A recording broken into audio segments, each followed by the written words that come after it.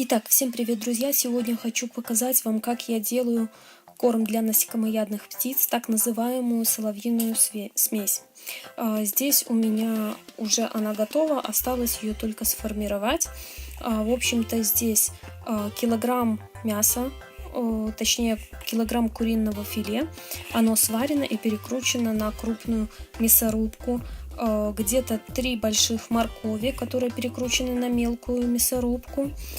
Здесь также вы можете видеть семена луговых трав. Здесь клевер и люпин, по-моему, либо вика.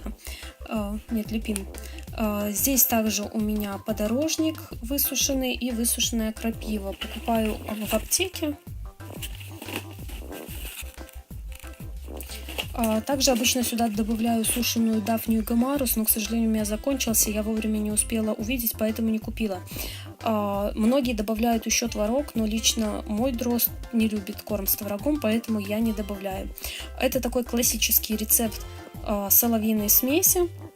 Сейчас я это все перемешаю и пропущу через мелкую мясорубку, для того, чтобы сформировать в виде червячков корм. Так лучше поедается птицы и меньше пропадает корма.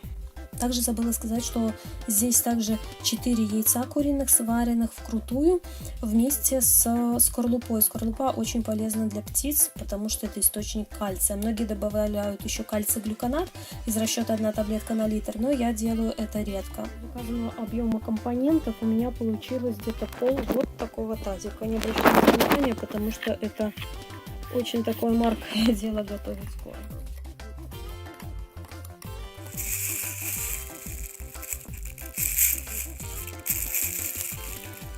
Вот такой корм у нас получается. Не обращайте внимания, руки закрасились от моркови.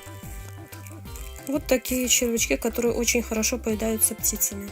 Вот такое количество корма у нас получилось, 2 пакета, они отправляются в морозилку.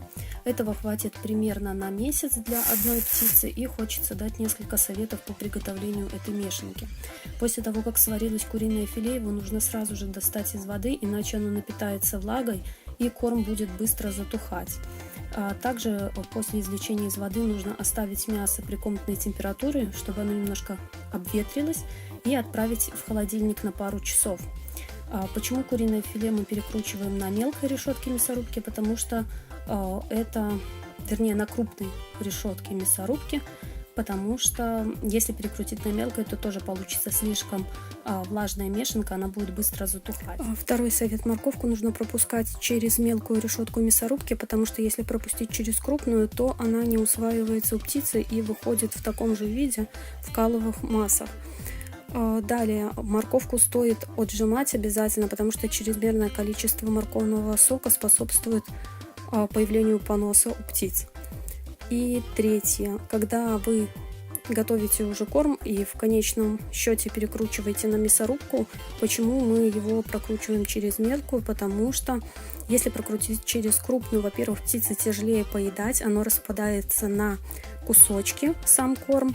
И дело в том, что тогда он быстро обветривается и высыхает. Также следует помнить, что кроме этого основного корма птице необходимо получать достаточное количество фруктов, достаточное количество насекомых. Но так как сейчас зима и с насекомыми довольно-таки большая проблема, именно поэтому добавляем гомарус и дафнию. Если же ваша птица получает достаточное количество насекомых, то добавлять их в корм нет никакого смысла. Если среди вас есть опытные птицеводы, мне бы хотелось услышать ваши замечания по составу данного корма. На этом все. Всем спасибо за внимание. Всем пока.